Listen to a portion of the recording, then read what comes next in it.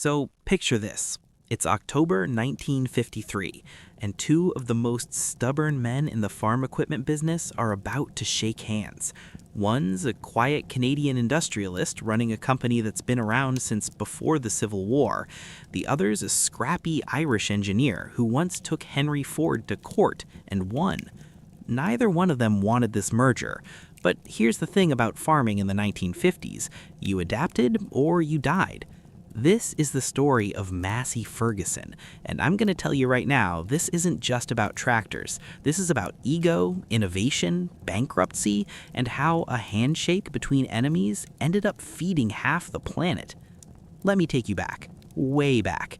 1847, a guy named Daniel Massey is running a small foundry in Newcastle, Ontario. He's making basic farm implements, plows, hoes, simple stuff. But Daniel's got vision. He sees farmers breaking their backs with hand tools, and he thinks there's gotta be a better way. By 1851, he's moved to a bigger facility, started producing mechanical reapers. Now, these aren't revolutionary machines, They're based on designs others had already proven. But Daniel Massey understood something critical. Canadian farmers needed equipment built for Canadian conditions: harsh winters, rocky soil, short growing seasons. His son, Hart Massey, takes over in 1856, and this is where things get interesting. Hart's not just a businessman, he's ruthless. In a good way, I mean. He acquires competitors, expands production. By the 1880s, they're merging with another company run by a guy named Harris, creating Massey-Harris. And suddenly, they're not just a regional player anymore, they're going international. But here's what nobody talks about. The Massey-Harris success wasn't just about making good equipment, it was about timing. See, the late 1800s, that's when North American farming is exploding. The prairies are opening up, homesteaders are flooding into Kansas, Manitoba, the Dakotas, and they need machines that can handle vast acreage. Massey-Harris delivers. By 1910, they're selling combines, threshers, tractors. They've got factories in Toronto, manufacturing plants in the United States, distribution across Europe. Then comes World War I, and farming equipment, it becomes a matter of national survival. Britain's getting pounded. Food supplies are critical. Massey-Harris ramps up production, and by war's end, they're one of the biggest agricultural equipment manufacturers in the world. But let me tell you about the man who's going to change everything, Harry Ferguson. Born in 1884 in a small farm in County Down, Ireland, Harry Ferguson he's obsessed, not with farming, with mechanics. By the time he's a teenager, he's fixing engines, tinkering with motorcycles, dreaming about flight. In 1909, he builds his own airplane, becomes the first person to fly in Ireland. But aviation doesn't pay the bills, so Ferguson goes back to what he knows, farming. Except he hates farming. Specifically, he hates how inefficient it is. See, in the early 1900s, tractors are just starting to replace horses, but they're awful. Dangerous, actually. They're big, heavy pull plows on chains or drawbars. When you hit hard ground, the front end of the tractor lifts up. Farmers are getting crushed, killed. Ferguson looks at this and thinks, we're doing this wrong. 1933. After years of experiments, Ferguson develops what he calls the Ferguson system. It's a hydraulic 3-point hitch. Stay with me here because this changes everything. Traditional plows, they're mounted on a drawbar. They pull behind the tractor. All the weight and resistance is at the back. Hit a rock, the front wheels of the tractor come off the ground. Ferguson's system, though, it integrates the plow directly into the tractor's frame using 3 mounting points, 2 lower arms, 1 upper link. Hydraulics control the height. The genius is in the physics. When the plow hits resistance, the force pushes down on the rear of the tractor, increases traction, makes the whole system safer, more efficient. You can control depth from the driver's seat. Farmers who see this for the first time, their jaws drop. But Ferguson's got a problem. He's an engineer, but not a manufacturer. He needs someone to build his tractors. So in 1938, he makes a handshake deal, with Henry Ford. Now, Ford loves the Ferguson system. They start producing the Ford Ferguson 9N tractor. It's a massive success. Hundreds of thousands get built. Farmers love it. But here's where it gets messy. 1947. Henry Ford dies. His grandson, Henry Ford II, takes over, and he decides Ferguson's handshake deal doesn't mean much. Ford launches their own tractor line, cuts Ferguson completely out. Ferguson sues. The lawsuit drags on for 4 years, and in 1952, Ferguson wins, gets $9.25 million in damages. At the time, that's one of the largest patent settlements in history. But Ferguson still got a problem. He needs manufacturing capacity. He's been building his own tractors in Britain through a company called Ferguson Company Limited, but to truly compete globally, he needs scale. Meanwhile, Massey-Harris is struggling. They dominated the 1920s and 30s, but by 1950, they're losing market share. International Harvester and John Deere are eating their lunch. Massey-Harris makes great equipment, sure, but they don't have Ferguson's hydraulic technology. And Ferguson, he's got the technology, but not the distribution network or financial backing to compete long term. You see where this is going. 1953, the merger happens. Massey-Harris Ferguson Limited, later shortened to Massey Ferguson. On paper, it's perfect. Massey brings manufacturing scale, dealer networks, financial stability. Ferguson brings the 3-point hitch, engineering brilliance, and a reputation for innovation. In reality, it's a disaster. For a while, anyway. So the merger's done. Massey-Harris Ferguson is born. And almost immediately, the problems start. You've got two completely different corporate cultures trying to work together. The Massey-Harris guys, they're old-school industrialists, conservative, methodical. They've been doing things a certain way for 100 years. The Ferguson people, they're engineers, innovators. They think the Massey-Harris crew are dinosaurs. Harry Ferguson himself is, let's say, difficult. He's brilliant, no question, but he's stubborn, opinionated. He thinks his way is the only way, and he's not shy about saying so. The Massey-Harris executives are trying to integrate two massive companies, different product lines, different manufacturing processes, different dealer networks. And Ferguson keeps showing up at board meetings telling them they're doing it wrong. By 1954, Ferguson resigns from the board, just walks away. The company keeps his name, keeps his technology, but Harry Ferguson himself, he's done. He dies in 1960, never sees what his legacy becomes. But here's the thing. The merger, messy as it was, worked. Because Massey Ferguson had something nobody else did. They had the Ferguson system now integrated into the best distribution network in the industry. 1958, Massey Ferguson launches the MF-35. This tractor becomes legendary. It's got the 3-point hitch, hydraulic controls, live power takeoff, meaning you can run attachments without the tractor moving. For farmers, this is huge. The MF-35 is simple, reliable, affordable. It's exactly what small to medium farmers need, and Massey Ferguson sells them everywhere. North America, Europe, Africa, Asia. By 1960, Massey Ferguson is the world's largest producer of tractors and combines. Let me break down what made their equipment different. See, most tractor manufacturers at the time were still thinking in terms of raw power, bigger engines, heavier frames. International Harvester, John Deere, they're building massive machines for industrial-scale farms. Massey Ferguson takes a different approach. They focus on versatility and control. Their tractors are smaller, lighter, more maneuverable, but because of the Ferguson hydraulic system, they can handle implements just as effectively as bigger machines. The 3-point hitch becomes an industry standard. Every tractor manufacturer eventually adopts it. Some license the technology from Massey Ferguson, others wait for the patents to expire and just copy it. But Massey Ferguson has a head start, and they use it. 1961, they launched the MF-65. More power, better hydraulics, improved transmission. It's aimed at larger farms, but still keeps the Ferguson principles, efficiency over brute force. Then comes the MF-135 in 1964. This one's a workhorse, multi-power transmission, differential lock, Category 2 hitch. Farmers in developing countries love it because it's tough enough for hard conditions, but simple enough to repair with basic tools. Massey Ferguson is now selling equipment in over 150 countries. They've got factories in Canada, the United States, Britain, France, Germany. They're building tractors in Brazil, licensing designs in India. And here's what's remarkable. They're not just selling to big commercial farms. They're reaching small farmers in places where mechanization is just beginning. A farmer in Kenya with 20 acres can buy a used MF and transform his operation. This is the 1960s and 70s, right? The Green Revolution, high-yield crops, irrigation expansion, chemical fertilizers.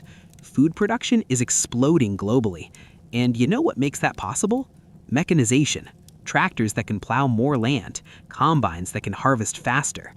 Massey Ferguson is at the center of that transformation. But let's talk about the competition, because it's fierce.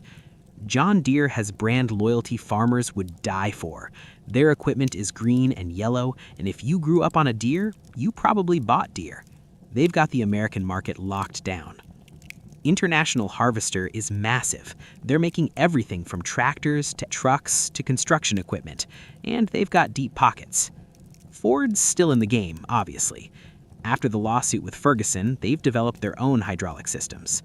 And then there's smaller players, Alice Challengers, Case, White, all fighting for market share. Massey Ferguson's advantage is global reach. While John Deere and IH are focused on North America, Massey Ferguson is everywhere. They've got distribution in markets the American companies haven't even considered. But here's the problem with being everywhere. You're exposed everywhere.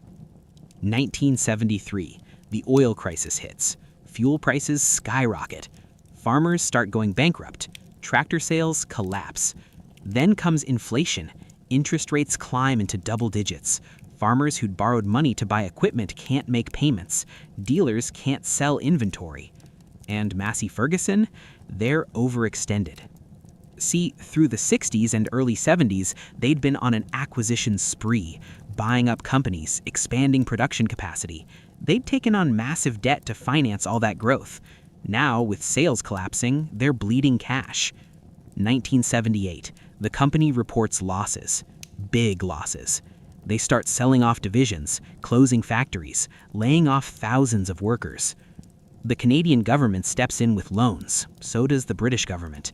Massey Ferguson is too big to fail. If they go under, entire towns built around their factories will collapse. But the 1980s just get worse. Agricultural crisis deepens. Farmers in the United States and Canada are defaulting on loans in record numbers. The agricultural equipment industry contracts by 40%. International Harvester nearly goes bankrupt. Alice Challengers does go bankrupt. Massey Ferguson is hanging on by a thread. 1980, Conrad Black, the Canadian financier, takes control of the company. He brings in new management, cuts costs, tries to stabilize things, but it's not enough. 1984, Massey Ferguson files for bankruptcy protection. After more than 130 years, the company that had once dominated global agriculture is insolvent. The factories in Toronto, the ones that had been running since the 1880s, shut down. The land gets sold to developers, becomes condos and office buildings. Massey Ferguson tractors, though, they're still out there, still working. Farmers aren't going to throw away a perfectly good machine just because the company that made it went bankrupt. And that's when things get interesting, because somebody realizes Massey Ferguson's brand, their dealer network, their technology, it's still valuable. 1994. A company called AGCO Corporation buys what's left of Massey Ferguson. Now, AGCO isn't a household name, but in the farm equipment industry, they're smart operators. They'd been formed in 1990, buying up struggling brands: Alice Chalmers, Deutz-Fahr, White.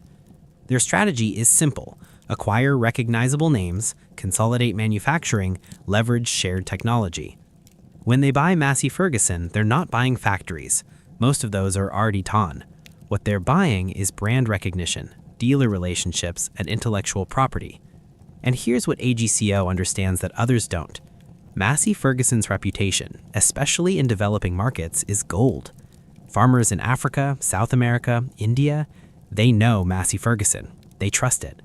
So AGCO keeps the brand alive, starts producing new models under the Massey Ferguson name, and slowly, carefully, they rebuild. But let me take you back to the technology itself, because we need to talk about what made these machines special on a mechanical level. The Ferguson 3-point hitch. We touched on it earlier, but let's go deeper. Traditional implements, plows, harrows, whatever, they mounted on a drawbar, essentially a fixed point at the rear of the tractor.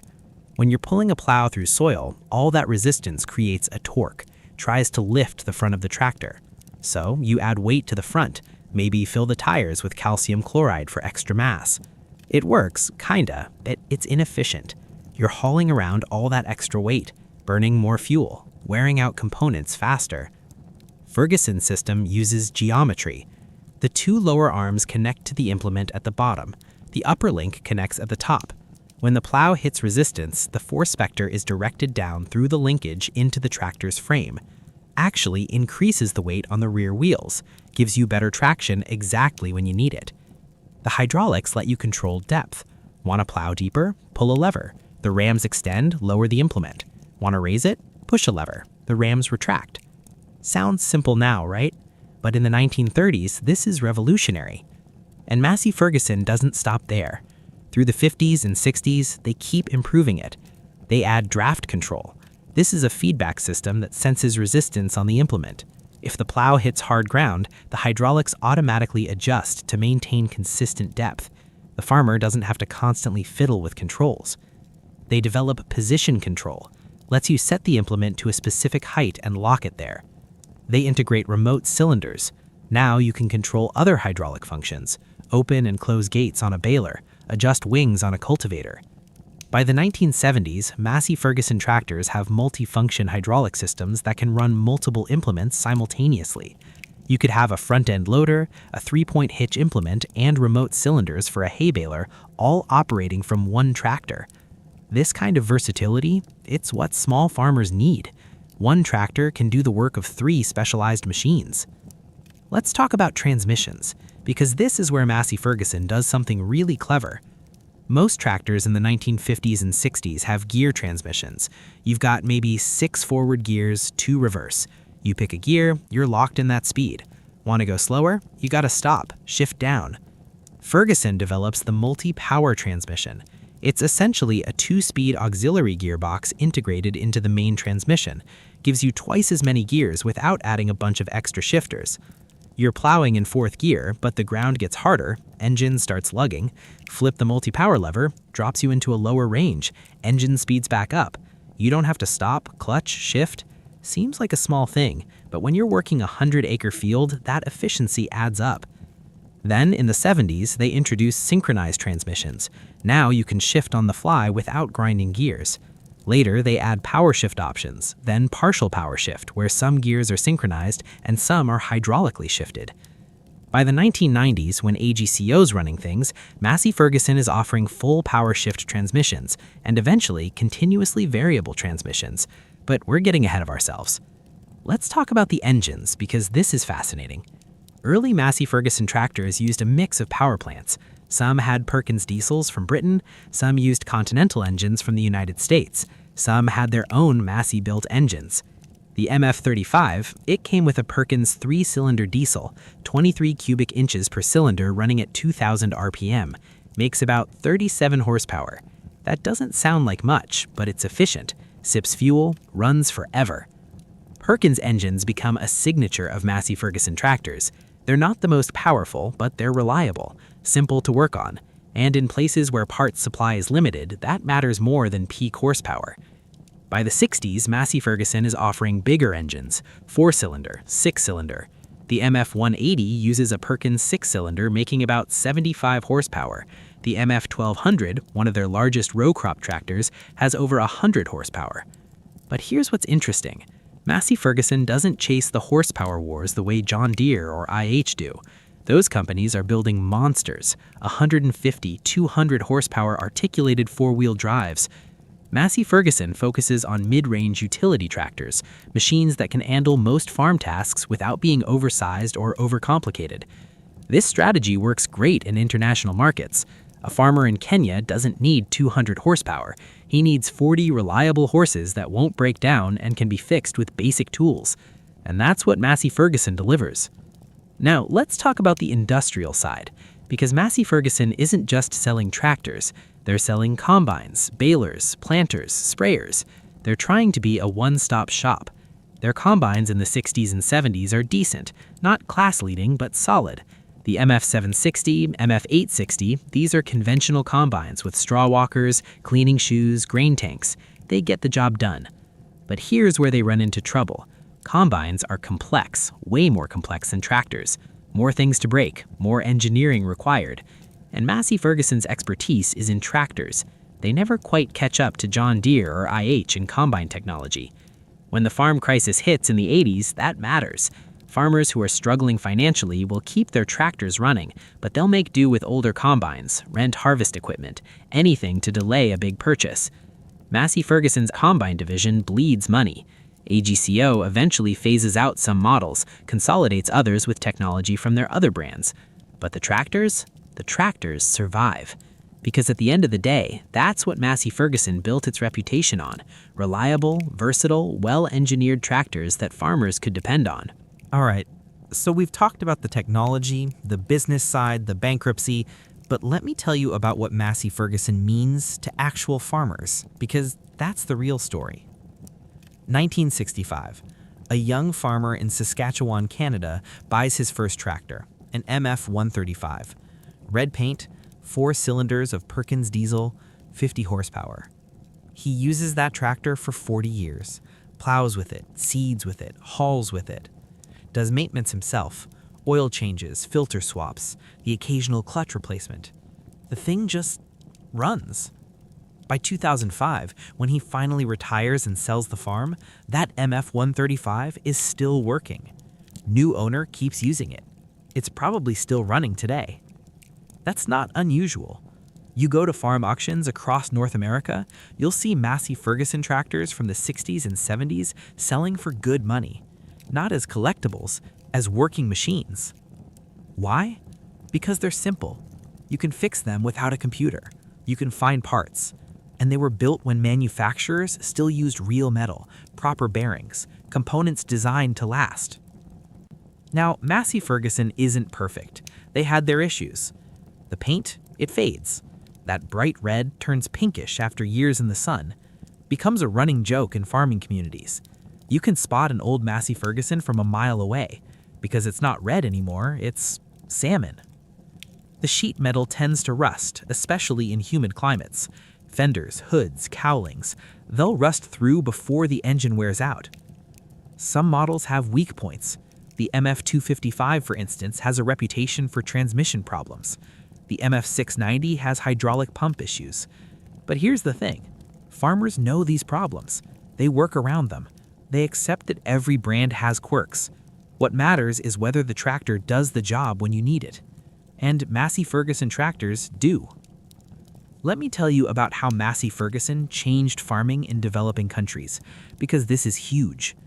1950s and 1960s, most of Africa, large parts of Asia and South America, farming is still done with animal power or by hand. Oxen pulling plows, people harvesting with sickles. Productivity is low, yields are low. Farmers are trapped in subsistence agriculture. Then mechanization starts spreading, and Massey Ferguson is one of the first companies to really commit to these markets. They set up assembly plants in India, Brazil, South Africa. They train local mechanics, establish dealer networks, adapt their equipment for local conditions. A farmer in Punjab, India in 1965 might buy a Massey Ferguson tractor assembled in Madras, that's Chennai now, using a Perkins engine built under license in India. That tractor lets him plow 5 times the acreage he could with oxen. He can plant faster, harvest more. His income increases. He can afford better seed, fertilizer. His yields go up. Multiply that by millions of farmers across the developing world. That's the Green Revolution. And Massey Ferguson tractors are a big part of it. Now, this isn't charity. Massey Ferguson is making money, but the impact is real. Food production in developing countries increases dramatically through the 60s and 70s. Famines that would have killed millions don't happen. Population growth accelerates because food supply can support it. You can debate whether that's entirely good, you know? Mechanization displaces farm laborers. Small subsistence farms consolidate into larger commercial operations. There are social and economic consequences. But from a purely technological perspective, Massey Ferguson helped modernize global agriculture. And they did it by making tractors that were affordable, durable, and repairable. Contrast that with some competitors who tried entering developing markets with high-tech equipment, complicated electronics, proprietary parts, systems that required dealer service. That stuff doesn't work in rural Kenya or Bangladesh. You need something a village mechanic can fix with hand tools and ingenuity. Massey Ferguson understood that. Now, after AGCO takes over in 1994, things change. AGCO brings modern engineering, better quality control, updated designs. New Massey Ferguson tractors in the 2000s have features the old ones never dreamed of: GPS guidance, electronic implement control, climate-controlled cabs, emissions-compliant engines. They're good tractors, competitive with Deere and Case IH, but they've lost something. That simplicity, that fix-it-yourself accessibility. A modern Massey Ferguson has electronic engine control, CAN bus networking, proprietary diagnostic systems. You can't just replace a fuel pump with basic tools anymore. You need a laptop and dealer software. That's true of all modern tractors, to be fair. Emissions regulations require it. Customers want the technology. But it means the old-school Massey Ferguson farmer, the guy who did all his own work, he's getting left behind. You talk to farmers today, a lot of them keep an old MF around. Maybe it's an 825 from the 70s or a 1235 from the 80s. They use the new tractor for primary field work, but when they need something simple and reliable, something they can fix themselves, they fire up the old Massey. There's a whole community around old Massey Ferguson tractors: restoration enthusiasts, collectors, farmers who prefer older equipment. Online forums where people share part sources, troubleshooting tips, modification ideas, YouTube channels dedicated to rebuilding MF tractors.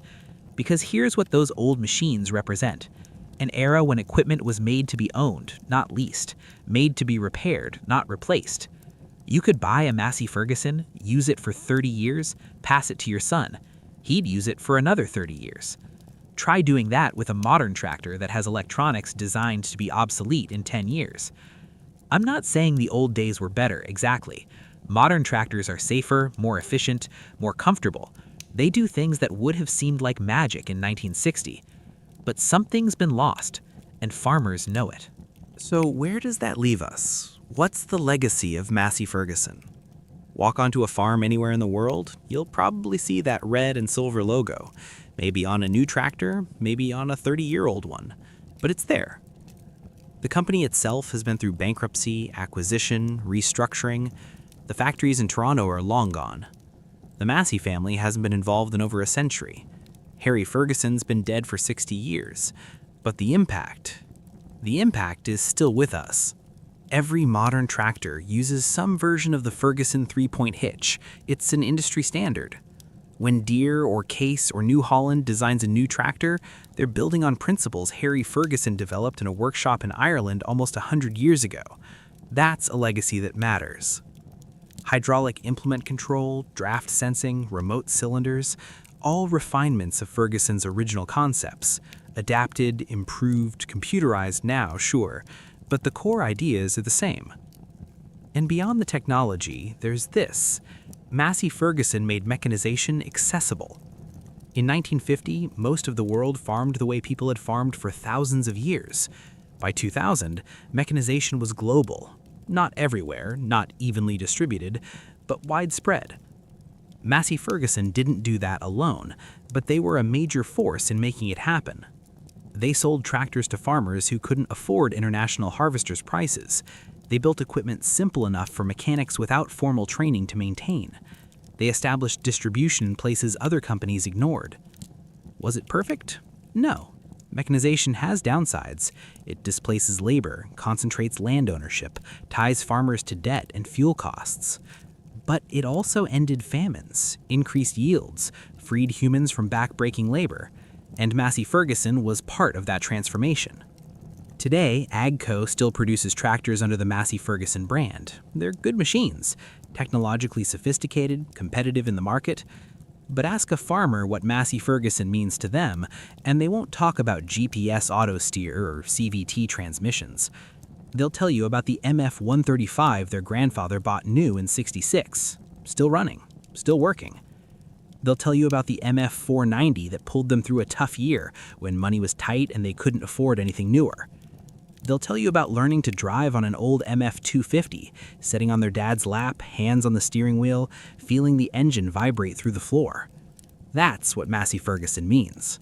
Reliability, accessibility, a connection between generations of farmers and the machines they depend on.